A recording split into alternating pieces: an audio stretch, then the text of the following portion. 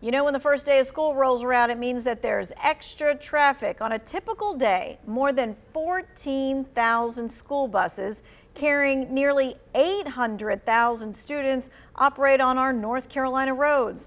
Law enforcement is wanting to remind everyone, whether you're walking, driving, riding the school bus, you need to keep safety in mind. And with that, today we are joined by Officer Tom Fetzer with the Greensboro Police Department's Traffic Safety Unit. He's not only talking about back to school traffic, but he's taking your questions when it comes to the rules of the road. You can text the number 336-379-5775 and get your question answered by the person who actually knows the answer. Not your neighbor, not your friend, not your spouse who thinks they know the answer, but the officer who can really actually tell you whether you'd get a ticket or not for that. All right, so Officer Fetzer, let's first and foremost, let's start with kind of like the basics because we're going to be dealing with those buses on the road again.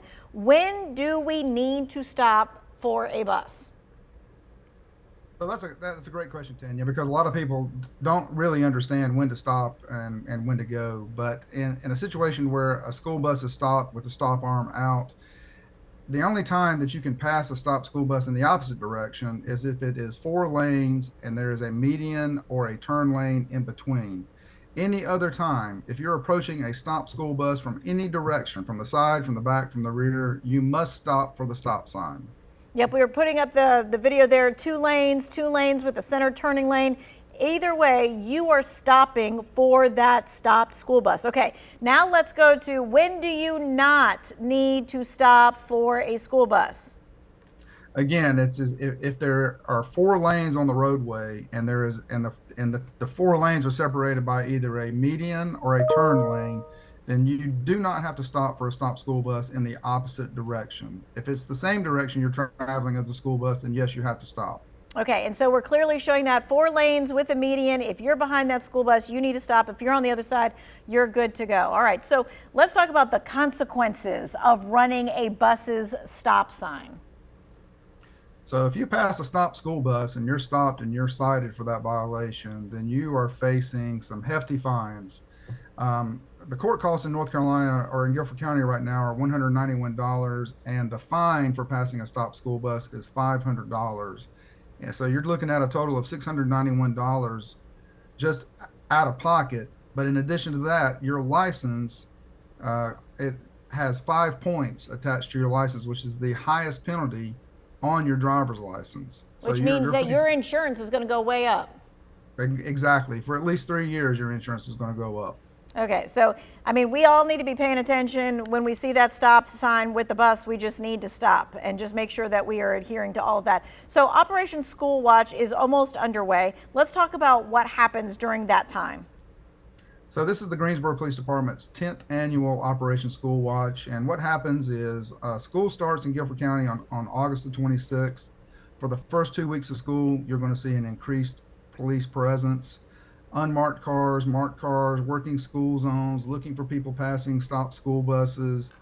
What we're trying to do is we're trying to promote safety as we have in the years past, and we want safety for the kids, for the parents, for the faculty, anybody that are driving or walking in and around school zones. We just want people to be safe.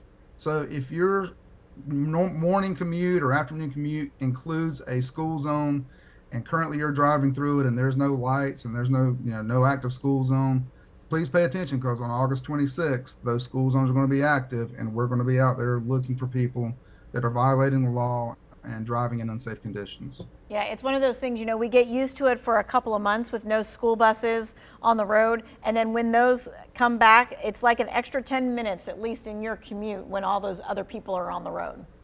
Exactly, yes. Okay, let's talk about this. Let's talk about driving in storm season. I know we're going to be seeing like some afternoon storms the next couple of days or so, but there's always the threat of tornadoes or strong winds or hurricanes, that kind of thing. So what kind of things do you want us to know about driving in storm season?